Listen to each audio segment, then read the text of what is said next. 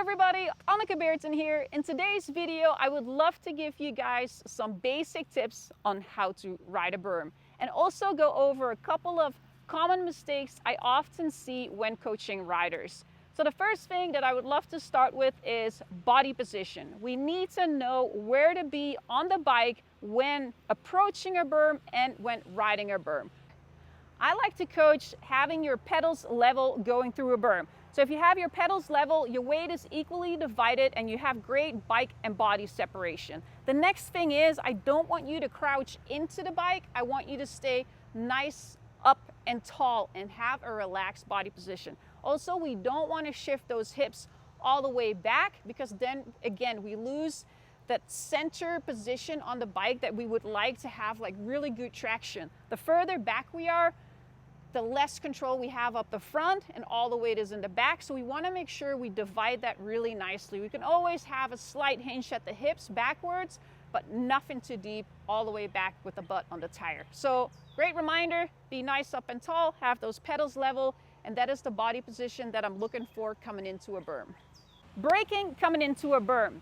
It is important for you to remember when your wheels are straight and you're coming up to a berm, you can use both brakes, especially if the berm is really steep that you're approaching. Use both brakes, but then once you start turning, try to let go of that front brake. Because if we keep pulling that front brake, often our body weight shifts forward and our front tire stops rolling, and we all had it probably happen to us before, we start sliding. So try to think of this when you're coming into a turn, let go of that front brake as soon as you start turning and just guide it with using your back brake. And then at the end of the turn, you want to make sure you let go, because at the end, this is where we generate that speed and exit speed that we want to have. So coming in, you can use both brakes in the turn, berm, back brake, and at the exit, let go. Line choice coming into a berm and riding a berm. So what I like to teach my students is to go a little bit higher than that they're comfortable with or what they normally do. Because what I see happen often is they come in way too low. As you can tell, a lot of loose gravel, it's loose at the bottom, and when you ride it low in the beginning, you often get pushed out at the exit. So try to come in a little higher, just above the middle line, and try to ride the whole berm. The berm is there for a reason, so don't be scared to really use it. Obviously, don't go too crazy. We don't want to like ride it right on the edge at the top, but a comfortable line like right in the middle or slightly above. And then we want to always have some exit speed and look forward when we come out of the berm. I want to talk about another thing that I like to teach my students that helps them a lot with actually leaning a little bit into a berm. It's a very subtle thing, but it helps everybody a lot. Let me show you. So this is a tip that I like to tell my students a lot, and that is if you're riding a berm, your elbows are slightly out and try to put some pressure on your inside palm onto the grip.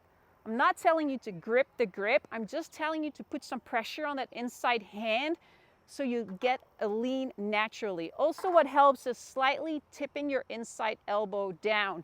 I'm gonna show you guys an awesome video of Tana Seagrave that I recently saw, and she was railing berms like crazy. It was awesome, and she was tipping that elbow, so I'm going to overlay that here so you guys can kind of see what I mean with that. And it just helps a lot because often I see people doing a lot of crazy movements on the bike.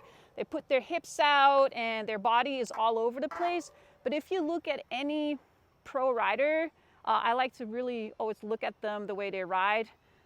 Their body is centered, their pedals are level, and their hips slightly move, but not a whole lot. A lot of people struggling with that at the exit of the berm, they get pushed back up. And it can be because they might still be dragging the brake or they're not letting go, but try that. So if you're at home, try to dip like this, put some pressure on the inside hand, slightly dip the elbow, and you see, dip the elbow in, your head will start moving and your shoulder drops down. I talked about body position and having your pedals level. The next thing that I would like to point out is slightly dropping your heels when going through a berm. What I often see with students is that they ride too much on their toes, and what happens is their knees drop down forward into the bike and their body kind of collapse. So think about pushing those heels down on the pedals, and that way it shifts your knees back and you get more in that hinge position. We always say heavy feet, you probably heard it, so put some pressure on those pedals, let those heels drop, and that way you get into a better body position to ride the berm.